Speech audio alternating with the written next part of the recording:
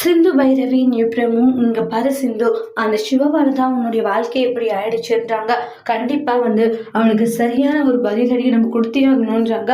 போனா போட்டோம், நம்ம அவனை இப்படி விட்டு வச்சிருக்கிறதுனால தான் அவன் இந்த அளவுக்கு வேலைகள் பண்ணிக்கிட்டு இருக்கான். பண்ண தப்புக்கு தண்டனை அனுபவிக்கிறான். நீ எதுக்காக சிந்து இந்த அளவுக்கு கவலைப்பட்டு இருக்க? அதுவும் அந்த மகா அவங்க ஓவரா தான் பேசிட்டு இருக்காங்க.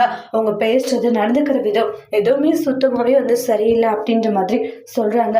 சரி விட அதை பெருசா யோசிக்க வேண்டான்ற மாதிரி சித்து சொல்லிட்டு வந்தார்.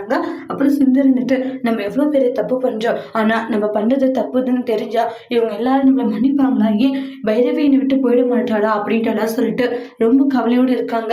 என்னை மன்னிச்சிரு பைரவி, ஏன்னா என்னால உன்னுடைய வாழ்க்கை இப்படி கேள்விக்குறியா இருக்குன்னு நினைக்கும் போது உண்மையிலே எனக்கு ரொம்ப கஷ்டமா இருக்கு. வேற வழி தெரியல, அதனாலதான் இப்படி பண்ணேன். ஆனா என்ன பண்றதுன்னு எனக்கு தெரியலன்ட்டு ரொம்பவே ஃபீல் பண்ணிட்டு இருக்காங்க.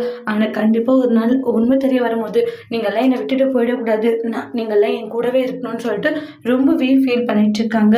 அடுத்து வரக்கூடிய பிரமோல என்ன நடக்க போகுதுன்னு சொல்லிட்டு வெயிட் பண்ணி பார்க்கலாம். தேங்க்யூ.